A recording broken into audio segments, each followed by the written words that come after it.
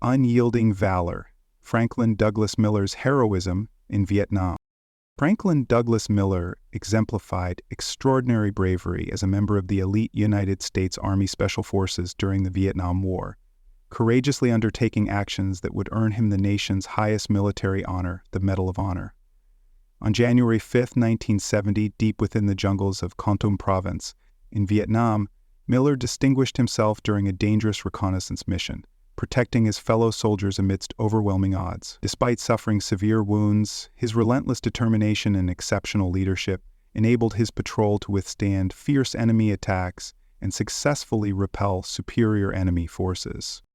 Suddenly, one of the team members tripped a hostile booby trap, recalled one account, capturing the dramatic onset of a perilous battle in which Miller's courageous actions defined the true meaning of heroism. Seriously wounded, with each member of his small team facing imminent danger, Miller single-handedly engaged numerically superior enemy troops, repeatedly thwarting their advances and buying precious time for his comrades. His story is not only a testament to his extraordinary courage, but also serves as an enduring inspiration, showcasing the profound depths of human determination and sacrifice in the heat of combat. Historical context. The Vietnam War was a prolonged and contentious conflict that stretched from 1955 to 1975, deeply involving the United States from 1964 onwards. Rooted in Cold War dynamics, it represented a clash of ideologies between Communist North Vietnam, backed by the Soviet Union and China, and South Vietnam, supported primarily by the United States. The war became increasingly controversial domestically, prompting widespread anti-war demonstrations and deeply affecting American politics and society. Central to America's involvement was the strategy to prevent the spread of communism, articulated through the domino theory. This theory suggested that if South Vietnam fell to communism, other Southeast Asian countries would rapidly follow suit, destabilizing the region and challenging U.S. interests globally. Consequently, America committed significant military resources, with troop levels peaking at over 500,000 by 1969, reflecting the intensity and magnitude of the conflict. Key players in the war included U.S. Presidents Lyndon B. Johnson and Richard Nixon, Vietnamese leaders Ho Chi Minh and General Vo Nguyen Giap, and prominent military figures like General William Westmoreland. The war saw shifting military tactics, extensive bombing campaigns such as Operation Rolling Thunder, and significant ground combat, notably battles like Ia Drang and Khe Sanh. These intense engagements underscored the complexity and brutality of the warfare that soldiers like Franklin Miller experienced firsthand. Special Forces units, including the legendary Military Assistance Command, Vietnam Studies and Observations Group, or MAC-VSOG, played pivotal roles throughout the war. Comprising highly skilled operatives capable of executing covert and hazardous missions deep in enemy territory, these elite teams often gathered intelligence, disrupted enemy operations, and engaged in direct combat far behind enemy lines. Their clandestine operations, though seldom publicized at the time, were vital in disrupting Viet Cong and North Vietnamese Army strategies. Within MAC-VSOG, Miller served as part of the 5th Special Forces Group, an elite and highly specialized unit trained to conduct unconventional warfare. Members like Miller operated in small, tightly coordinated teams, relying heavily on stealth, tactical expertise, and individual bravery to complete their missions successfully. Their operations frequently took them deep into enemy-controlled territory, where they faced extraordinary dangers, from ambushes and hidden traps to overwhelming enemy forces, making each mission a profound test of courage and skill. Personal background. Franklin Douglas Miller was born on January 27, 1945, in Elizabeth City, North Carolina, growing up during a period of post-war optimism, yet escalating global tensions.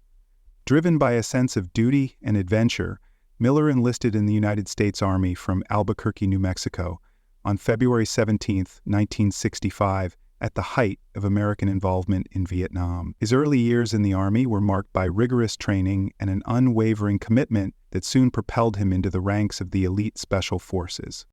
After his heroic service in Vietnam, Miller continued his distinguished military career, retiring from active service as a command sergeant major in 1992. Following his retirement, he dedicated himself to supporting veterans and promoting awareness of their sacrifices. Franklin Miller passed away on June 30, 2000, in Tampa Bay, Florida, and his ashes were spread in his beloved New Mexico, a testament to his lasting connection to the place he once called home. The Medal of Honor citation. For conspicuous gallantry and intrepidity in action at the risk of his life above and beyond the call of duty, Staff Sergeant Miller distinguished himself while serving as team leader of an American Vietnamese long-range reconnaissance patrol operating deep within enemy-controlled territory. Leaving the helicopter insertion point, the patrol moved forward toward its objective when suddenly one of the team members tripped a hostile booby trap, seriously wounding 4 men. Sergeant Miller immediately moved forward to the aid of his injured comrades, unhesitatingly exposing himself to enemy fire. After carrying the wounded patrol leader to safety, he assumed command of the group, directing their defense and radioing for evacuation aircraft. Sergeant Miller, suffering a severe chest wound, steadfastly refused medical attention and single-handedly repelled repeated enemy assaults until relieved by a reaction force. Sergeant Miller's extraordinary courage, tenacity, and indomitable fighting spirit saved the lives of his teammates and reflect great credit upon himself, the Special Forces, and the United States Army. Where Valor was forged. What follows is a blend of recorded history and dramatized combat detail, a cinematic reconstruction of Franklin Douglas Miller's heroism in Con Tum Province, Vietnam. The events, locations, and outcomes are factual. The dialogue, sights, and sounds are carefully imagined to reflect how it might have unfolded, as if you were watching it play out through the lens of a war film crafted with military precision. The morning of January 5, 1970, began with the deep thump of UH-1 Huey helicopter rotor blades cutting through a low gray mist. Inside the cramped cabin, the long-range reconnaissance patrol sat shoulder to shoulder, rifles cradled across their laps. Miller, their team leader, checked his M16A1 rifle one last time, magazine seated, forward assist tapped, before pulling the charging handle back just enough to see brass in the chamber. Across from him, 2 Montagnard fighters from the team's South Vietnamese contingent adjusted their web gear, their CAR-15 carbines slung diagonally across their chests. As the Huey banked toward a clearing no bigger than a tennis court, Miller keyed his headset and spoke over the intercom to the pilot. "Recon 1, wheels down in 30 seconds. The pilot, his helmet visor down, gave a quick thumbs up.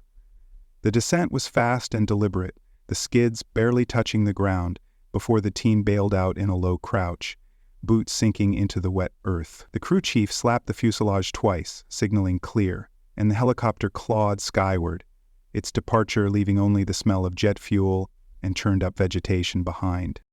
Almost immediately the jungle swallowed them. The patrol formed into a staggered column, Miller in the lead, scanning ahead through the green curtain of broad leaves and thick vines. The jungle was oppressive, 100% humidity clinging to their skin, every breath heavy with the scent of decay. Mosquitoes swarmed their faces despite the insect repellent mixed into the dark streaks of camouflage paint. The team advanced at a cautious pace, every man trained to watch for telltale signs of enemy presence. Unnatural lines in the undergrowth, disturbed earth, faint glints of metal in the shadows. 2 hours into the movement, it happened. A barely audible metallic snap underfoot, the kind only a veteran like Miller could recognize, was followed instantly by a deafening explosion. A concealed enemy booby trap, likely an M14 anti-personnel mine rigged with additional shrapnel, had been tripped. The blast tore through the front of the formation, sending men sprawling into the mud. Miller's ears rang from the concussion, and through the haze he saw 4 men down, blood seeping through torn uniforms, one man's flak vest shredded. The air filled with panicked shouts in English and Vietnamese. The jungle answered with its own roar. AK-47 fire raked the clearing from at least 2 directions, muzzle flashes flaring orange in the deep green. The distinctive crack and snap of incoming rounds told Miller they were within 40 meters of the enemy. He knew they were in a classic L-shaped ambush, the kind drilled into North Vietnamese Army and Viet Cong playbooks. Ignoring the burning pain blossoming in his chest from a fragment wound, Miller sprinted forward under fire. "Cover me," he barked, voice hoarse but commanding. The team's RTO, the radio operator, shifted behind a fallen log, snapping off controlled bursts from his M16 while keeping the PRC-25 radio set dry. Miller reached the patrol leader, who was barely conscious, and slung him over his shoulder in a fireman's carry, wincing as the man's weight drove the shrapnel deeper into his own wound. Dropping into a shallow depression for cover, Miller laid the patrol leader down and immediately grabbed the radio handset. "Sunray, this is Recon 1, he said, using standard call signs. "Contact. Heavy fire, multiple wounded, grid coordinates to follow, immediate extraction requested. Over." The RTO passed him the map, and Miller read off their precise location in 6-digit coordinates, his voice steady despite the chaos. The enemy's second assault came fast, 3 to 5 round bursts from AKs, backed by the dull whump of an RPD light machine gun firing from a flank.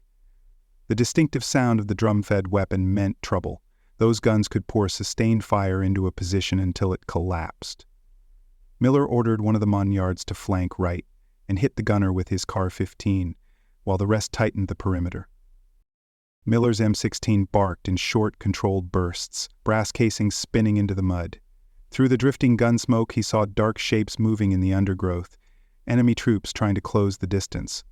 He shifted to his Colt M1000 911 sidearm when his rifle's bolt locked back, firing deliberately at the closest threat before reloading. Every few minutes, he crawled between positions, checking wounds, redistributing ammunition, and keeping his men focused. "Stay low, pick your shots." "We hold until the birds get here," he told them, his calm tone cutting through the fear. His movements were methodical, shifting his men like chess pieces to block each enemy push.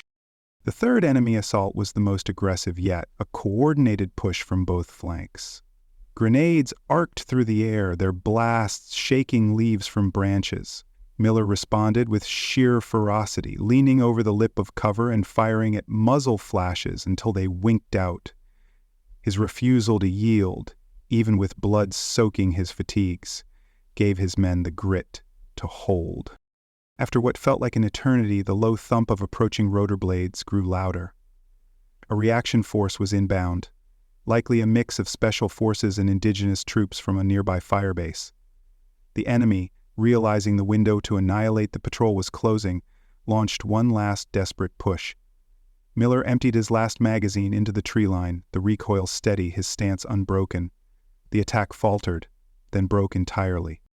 The relief team crashed through the undergrowth moments later, their own M16 fire driving the enemy back into the jungle. Only when every man was accounted for did Miller allow himself to sag against a tree, his chest wound now soaking through 2 layers of fabric. But his eyes were already on the extraction, calling in medevac priorities, ensuring the wounded were loaded first. History would record it simply, that Staff Sergeant Franklin Douglas Miller held his team together under fire, saved lives, and refused medical evacuation until every man was safe. But those who were there would remember the smell of gunpowder, the feel of hot brass hitting skin, the steady voice on the radio that never wavered, and the man who turned certain death into survival through skill, willpower, and a soldier's unbreakable duty. Reflections and lessons learned.